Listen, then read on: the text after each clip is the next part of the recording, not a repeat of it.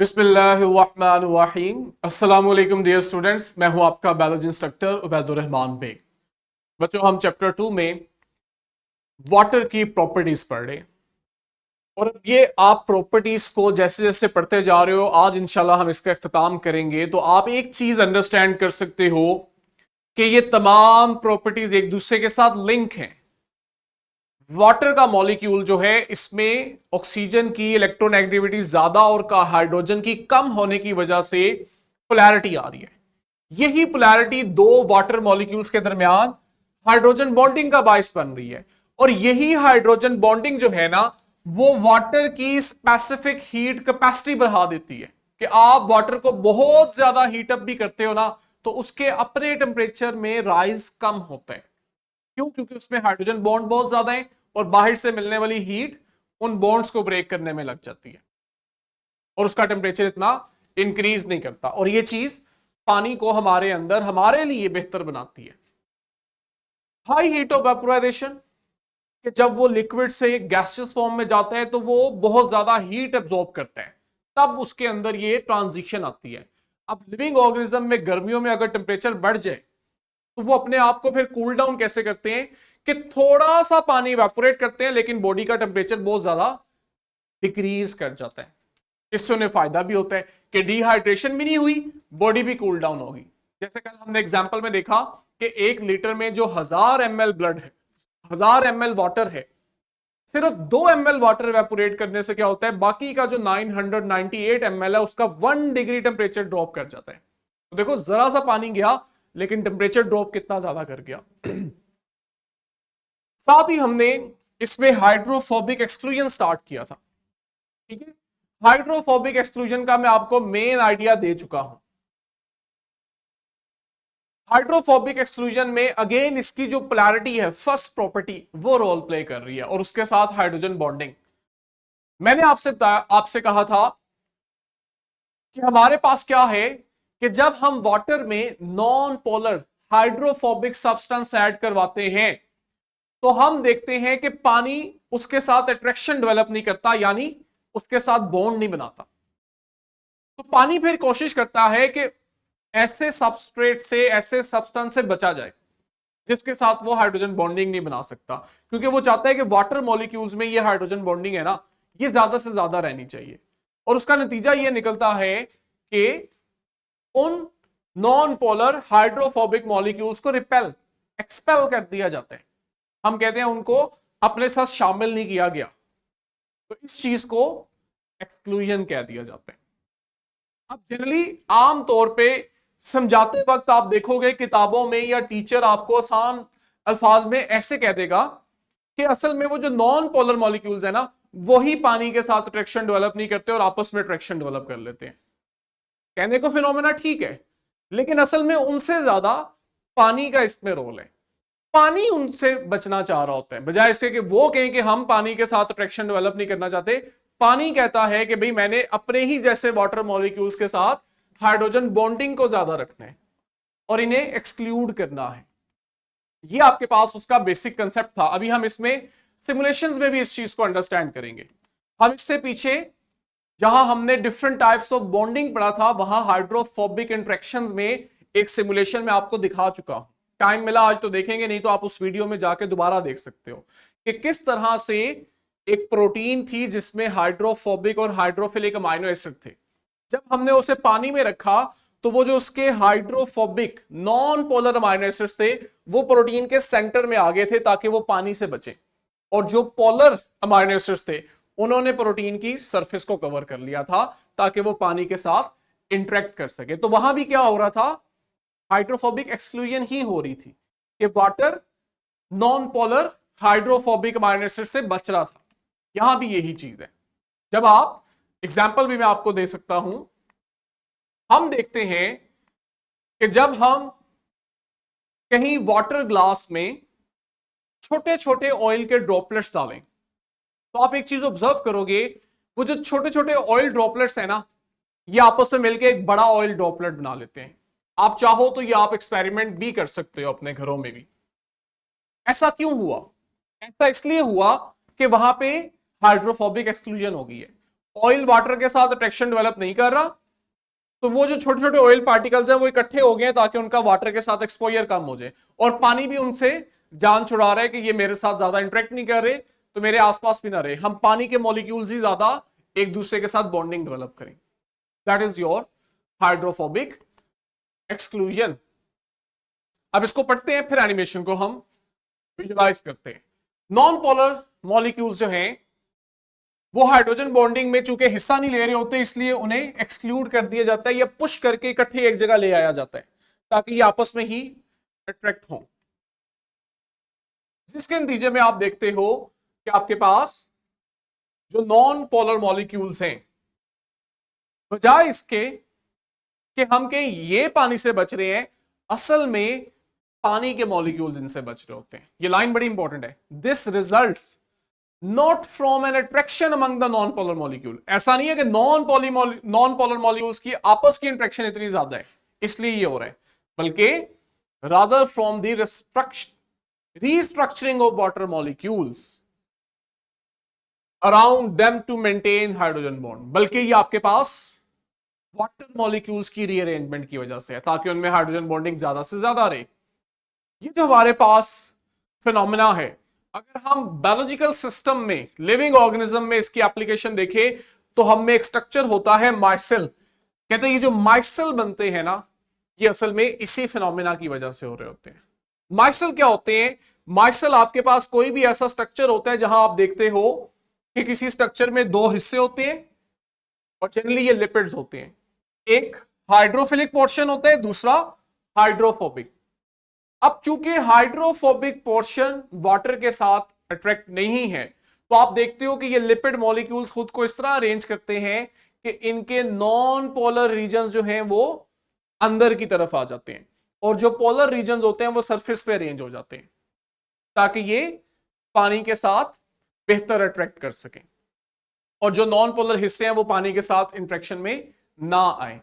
ये जो स्ट्रक्चर है जहां हाइड्रोफोबिक रीजन जो हैं वो एक दूसरे के साथ अरेंज हो गया पानी के साथ अट्रैक्शन डेवलप ना होने की वजह से, ऐसे स्ट्रक्चर को हम माइसेल कहते हैं, where hydrophobic tails cluster together away from water. ठीक है, और जनरली आप देखते हो ये फिनोमेना हमें लिपिड्स में मिलता है। अब अगर याद करो सेल मेम्ब्रेन को, तो सेल मेम्ब्रेन में भी ऐसे ही था, हमारे पास ये फोस्फोलिपिड मॉलिक्यूल्स थे।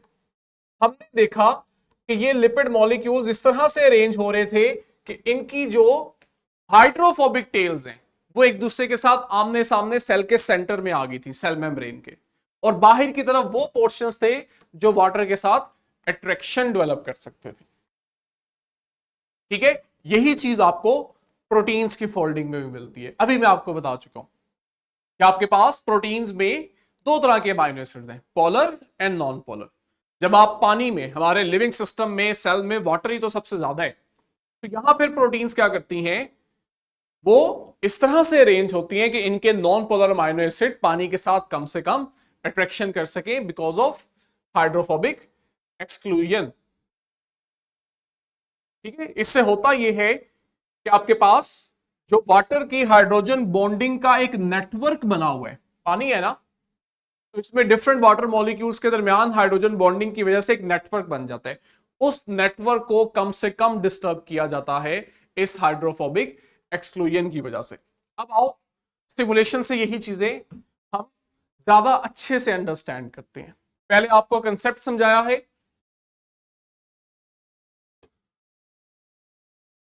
ये देखो,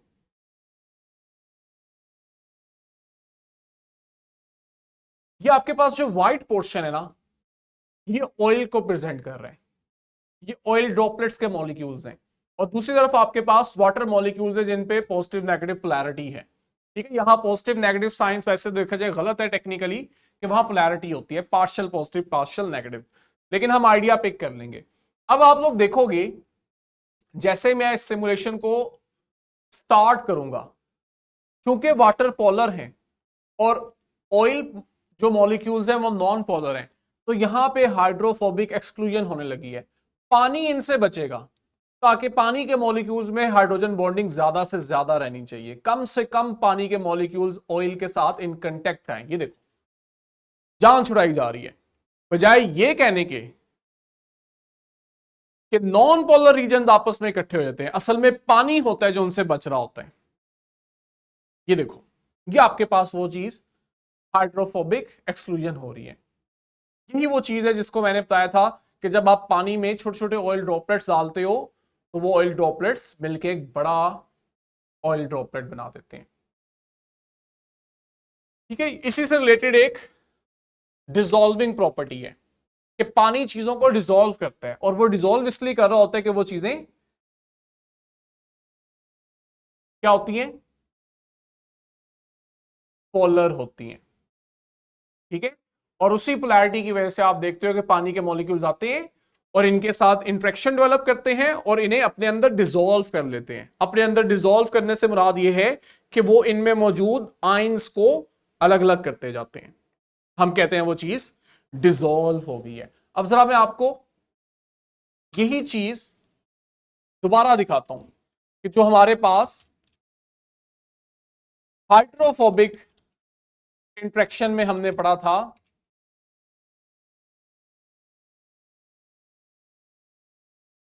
वेबसाइट देखो मैं यूज कर रहा हूं लैब एक्सचेंज, और आपको बताया इसलिए जा रहा है कि आप लोग खुद भी ये चीजें ट्राई करो।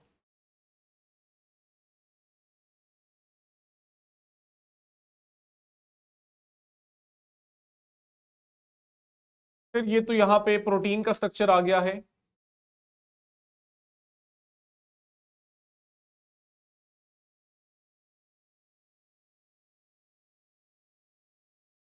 ये प्रोटीन फोल्डिंग।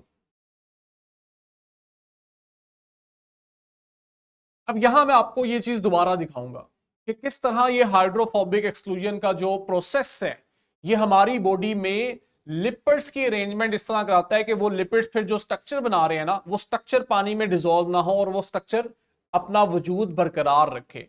और प्रोटीन्स के मामले में ये चीज हेल्प आउट करती है कि प्रोटीन्स अपना स्ट्रक्चर ऐसे डेवलप करे कि वो अपना फंक्शन ठीक परफॉर्म कर सकें। ऐसा तभी होगा जब हाइड्रोफोबिक अमाइनो एसिड सेंटर में होंगे और बाहर की तरफ पोलर हाइड्रोफिलिक अमाइनो एसिड होंगे। अब यहां पे जो आपके पास ये जो लाइट येलो कलर के या डार्क येलो जो भी कलर है, ये कलर के जो अमाइनो एसिड्स हैं ये हाइड्रोफोबिक है। अब जरा देखना इनकी अरेंजमेंट, बाहर क्या है, पानी है, तो आप देखोगे ज्यादा से ज्यादा हाइड्रोफोबिक अमाइनो एसिड सेंटर की तरफ आएंगे, सरफेस के वाटर से बचेंगे, वहां आपको ज्यादातर ग्रीन नजर आ रहे हैं। ये जब तक अरेंजमेंट नहीं ना होगी तब तक आप कहोगे हमारी प्रोटीन प्रॉपर शेप में नहीं आई है और वो अपना फंक्शन परफॉर्म नहीं कर पाई है। ठीक है, आगे चलते हैं। आई होप कि ये फिनोमेना आपने बड़े अच्छे से समझा होगा। इंपॉर्टेंट है क्योंकि हर एक जो प्रॉपर्टी है यहां से एमसीक्यूज शॉर्ट और आपके पास अगर मिला दोगे तो लॉन्ग बन जाएगा। स्लाइड में अगर हम आए, लास्ट में हमारी दो प्रॉपर्टीज रह गई हैं, सिंपल है, इजी टू अंडरस्टैंड है। आयोनाइजेशन, रूम टेम्परेचर पे जनरली हम कहते हैं कि आपके पास वाटर जो है ये आयोनाइज हो रहा होता है और इसमें हाइड्रोक्सिल आयन और हाइड्रोजन आयंस अलग अलग होते हैं। ये जो आयंस है ना, इनकी बड़ी सिग्निफिकेंस होती है। 25 डिग्री पे हमारे पास आयोनाइजेशन जो है इस प्रोसेस में इक्विलिब्रियम आ जाता है कि जितने वाटर मॉलिक्यूल्स ब्रेक हो रहे होते हैं आयंस में उतने ही हम देखते हैं, यहां रिवर्सिबल का एरो लगा लो, उतने ही आपके पास आयंस मिलके दोबारा वाटर मॉलिक्यूल्स बना रहे होते हैं। ये जो अब आयंस यहां पे बन रहे हैं ना, ये डायरेक्टली बहुत से मेटाबॉलिक रिएक्शंस में यूज होते हैं। जैसे आप लोगों ने हाइड्रोलिसिस देखी थी, इसे जब हम पढ़ के आए कि हाइड्रोलिसिस में भी क्या हो रहा था, यही हाइड्रोक्सिल और हाइड्रोजन आयंस जो थे वो आके किसी पॉलीमर से उसके आइसोमर को ब्रेक करवा रहे थे।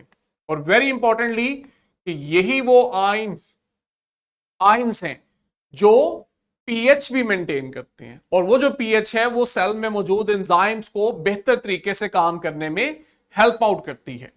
ठीक है, ये पिछली एग्जांपल से रिलेटेड यहां पे लिखा हुआ है कि जब आयंस आपके पास डायरेक्टली यूज हो रहे होते हैं तो हम देखते हैं बहुत सी एंजाइमेटिक एक्टिविटीज जो है वो आपके सेल में परफॉर्म हो रही होती हैं कि एंजाइम जिन रिएक्शंस को कैटालाइज करते हैं वहां हमें हाइड्रोक्सिल और हाइड्रोजन आयंस की जरूरत पड़ रही होती है, और लास्ट में पीएच लेवल मेंटेन करवाते हैं। लास्ट हमारी प्रॉपर्टी है लोअर डेंसिटी ऑफ आइस। अब ये बड़ी इंपॉर्टेंट है लिविंग ऑर्गेनिजम्स के सर्वाइवल में, स्पेशली अगर आप बात करो इक्वेटिक एनवायरनमेंट की। इक्वेटिक एनवायरनमेंट में जो लाइफ है, अगर मैं कहूं कोल्ड एनवायरनमेंट में इक्वेटिक लाइफ जिंदा है, तो वो वाटर की इस प्रॉपर्टी की वजह से जिंदा है, तो ये कहना एग्जैजरेशन नहीं होगा। कैसे? हम देखते हैं कि जैसे ही पानी का टेम्परेचर ड्रॉप किया जाता है ना, तो वाटर मॉलिक्यूल्स एनॉमलस बिहेवियर, ऐसा बिहेवियर जो यही शो करते हैं और कोई नहीं शो करता, शो करता है एनॉमलस बिहेवियर।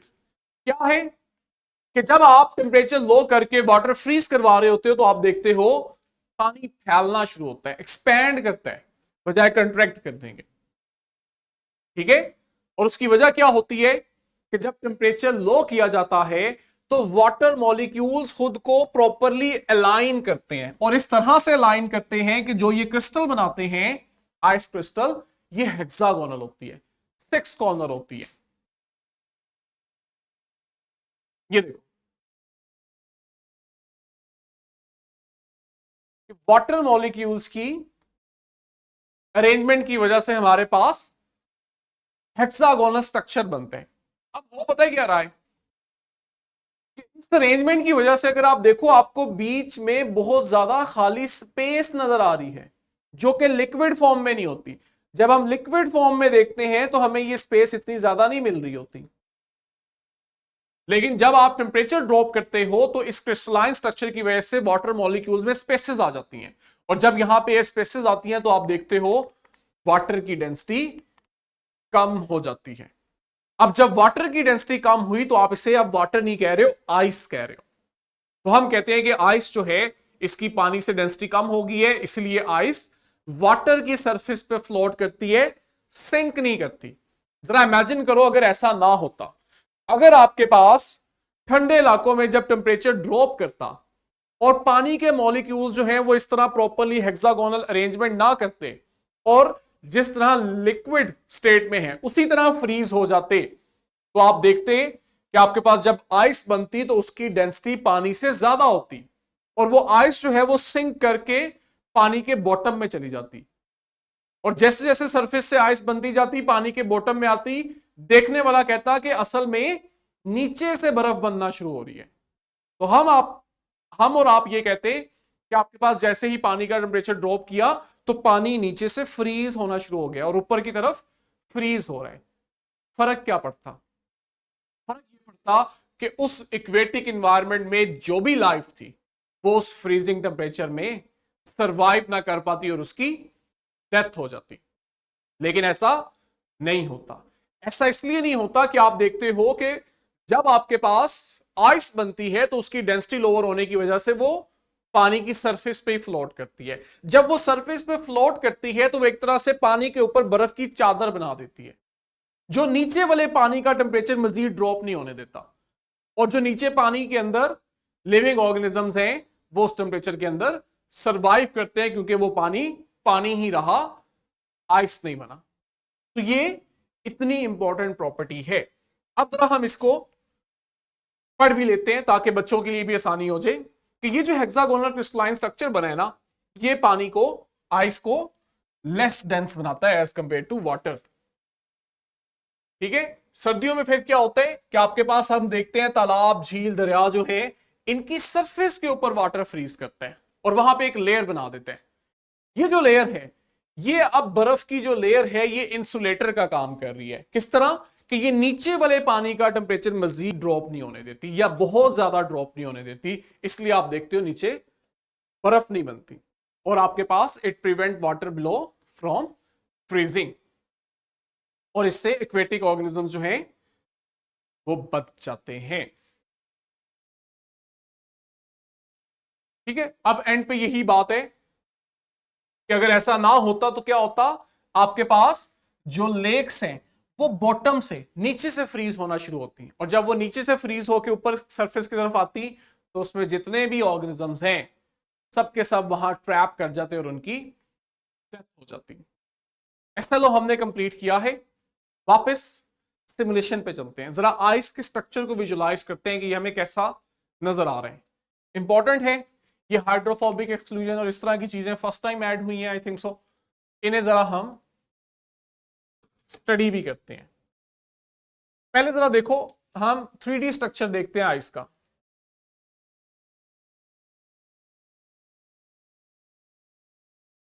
ये देखो, आपको वाटर मॉलिक्यूल इस तरह प्रॉपरली हेक्सागोनल स्पेस में अरेंज किए हुए मिलेंगे और इनके दरमियान देखो किस तरह आपको वाज़िया तौर पे स्पेसेस नजर आ रही हैं जो आइस को लेस डेंसर बना रही हैं।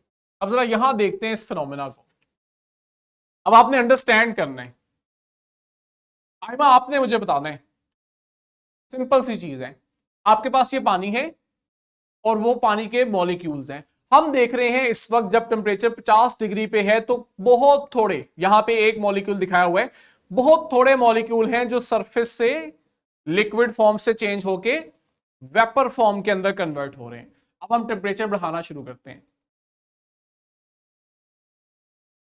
60 हुआ, नीचे जो मॉलिक्यूल्स हैं इनकी वाइब्रेशन आपने देखनी है कैसे तेज हो रही है। जो वाटर मॉलिक्यूल्स वेपोराइज कर रहे हैं इनकी तादाद अब आहिस्ता आहिस्ता बढ़ना शुरू हो गई है क्योंकि इनकी वाइब्रेशन इतनी ज्यादा हो गई है कि ये अपनी सरफेस छोड़ के वेपोराइज हो रहे हैं।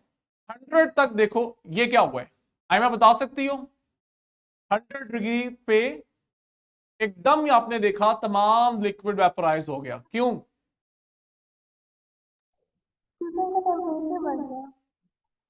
तो 100 पे क्यों बढ़ा, 90 पे भी था, यहां क्यों नहीं सारा लिक्विड जो है वो वेपोराइज हुआ, 100 पे क्यों हुआ?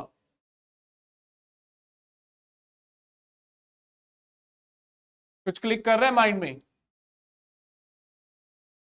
क्योंकि 100 वाटर का बॉइलिंग पॉइंट है और बॉइलिंग पॉइंट वो टेम्परेचर होता है जहां पे आप देखते हो वाटर लिक्विड से गैसेस फॉर्म में कन्वर्ट होता है। चलो जी हम वापस आ रहे हैं, हमारा आइस से ताल्लुक है, टेम्परेचर ड्रॉप करते जा रहे हैं, देखो कैसे इनकी मॉलिक्यूल्स की मूवमेंट कम हो रही है। और ये देखो जैसे ही मैं 30, 20, 10 पे आया हूं और अब मैं नीचे आता आता 0 पे आ गया हूं तो इनकी मूवमेंट कम होते होते देखो किस तरह ये अरेंज हो गए। अब ये जो अरेंजमेंट हुई है जहां मॉलिक्यूल्स वाइब्रेट तो कर रहे, फील कर सकते हो इसकी वाइब्रेशन हो रही है, लेकिन अपनी जगह नहीं चेंज कर रहा, ये स्ट्रक्चर आपका आइस है। तो जब टेम्परेचर लो करता है तो असल में इस तरह हम देखते हैं कि हमारे पास वाटर मॉलिक्यूल्स अरेंज होके आइस का स्ट्रक्चर बनाते हैं। वापस आते हैं स्लाइड पे। आई होप आपने एसएलओ को बहुत अच्छे से कवर किया है। जो जो हमारे एसएलओ की डिमांड थी हमने हर उस प्रॉपर्टी को डिफाइन किया और हम इस चीज को लिंक करते चले गए कि कैसे वो प्रॉपर्टीज एक दूसरे के साथ लिंक्ड हैं और मिलके पानी को मीडियम ऑफ लाइफ बनाते हैं। कि पानी जो है ये वो चीज है जो लिविंग ऑर्गेनिजम्स को सर्वाइवल में हेल्प आउट करते हैं।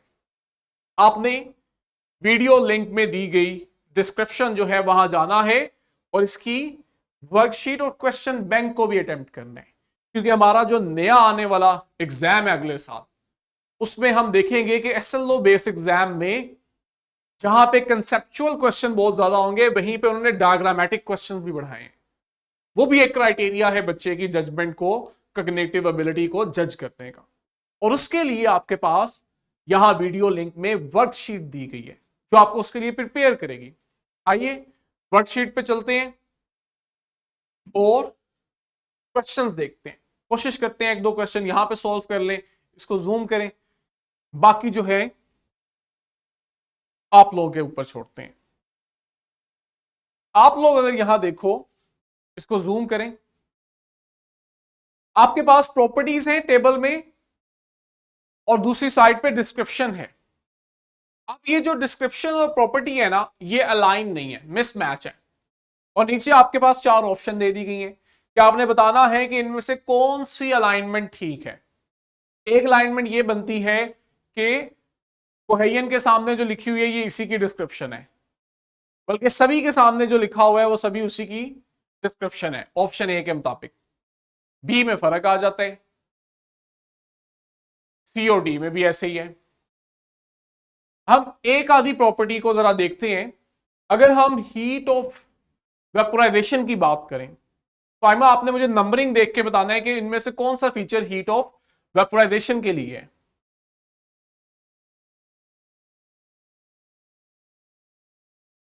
2 3 4 5 कौन सा?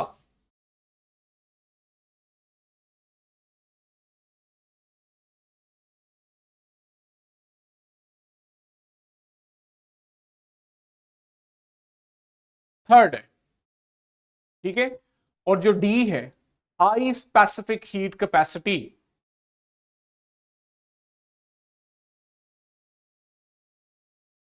नंबर 1 पे देखो,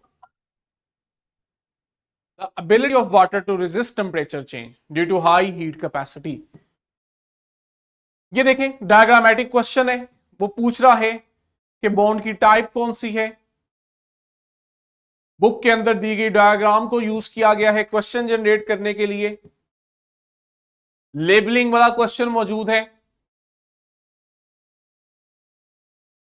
यहां पे देखो आपसे असल में फोर्सेस पूछी जा रही हैं कि ये जो वाटर मॉलिक्यूल्स के दरमियान फोर्सेस है इनका नाम क्या है, और वाटर की जाइलम की वॉल के साथ जो फोर्सेस डेवलप हो रही हैं इनका काम क्या है।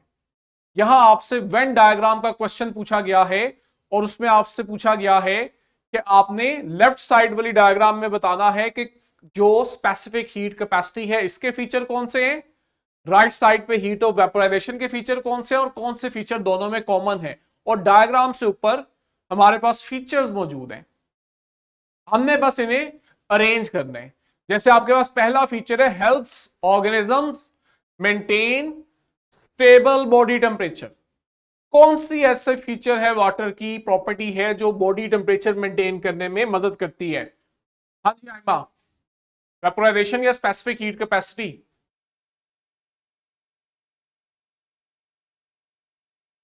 इसका तो टेस्ट भी दिया है आपने 2 चैप्टर्स का।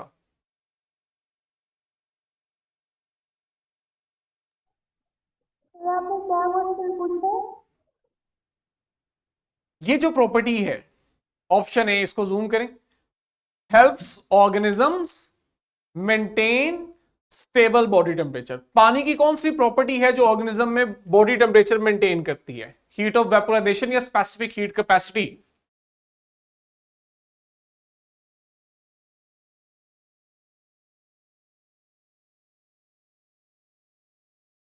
Specific heat capacity. भूल गई हो कल लेक्चर में जहां मैंने सिमुलेशन दिखाई थी, हम 2 सिस्टम को पैरेलल रख के हीट अप कर रहे थे। इस तरह देखो आपके पास वैल्यूज दी हुई हैं 4.1 की, 574 की, इन्हें भी हमने याद करना है। एग्जामिनर हमें किसी भी पर्सपेक्टिव में पूछ लेगा और लास्ट पे उसने हमें वाटर की प्रॉपर्टीज दी हैं टेबल में, और क्वेश्चन क्या कर रहा है, उनका लिविंग ऑर्गेनिज्म पे इफेक्ट क्या आ रहा है। बहुत अच्छा है कि आप जुबानी ये काम करो, लेकिन अगर शुरू में टॉपिक पढ़ के चीजें उस तरह से ठीक से याद नहीं है तो चाहे बुक ओपन करके करो, लेकिन बच्चों करो। जितना ज्यादा प्रैक्टिस करोगे उतना चीजें जो हैं वो रवानगी में आएंगी, आपकी तैयारी उतनी अच्छी होगी, टाइम मैनेजमेंट उतनी अच्छी होगी, चीजें फ्लो में करना सीखोगे। हमने एग्जाम की तैयारी करनी है, ना सिर्फ एग्जाम की तैयारी करनी है, हमने एमडी कैट को भी साथ लेकर चलना है। कल इंशाल्लाह हम आगे प्रॉपर बायोमोलिक्यूल स्टार्ट करेंगे जिनमें आप पहले कार्बोहाइड्रेट्स पढ़ोगे। चैप्टर्स इंपॉर्टेंट हैं, पूरी बुक ही जो है उसकी लेंथ ज्यादा है, लेकिन आप देखोगे कि पहले 2 चैप्टर्स हैं और आगे से 14 और 15 चैप्टर्स, इनकी जरा वेटेज भी ज्यादा है। हमने खास इन पे ध्यान देना है कि ये ऐसे चैप्टर्स हैं जो एमडी कैट के लिए भी बड़ी वेटेज रखते हैं। कल इंशाल्लाह मिलते हैं, तब तक के लिए बच्चों अल्लाह हाफिज।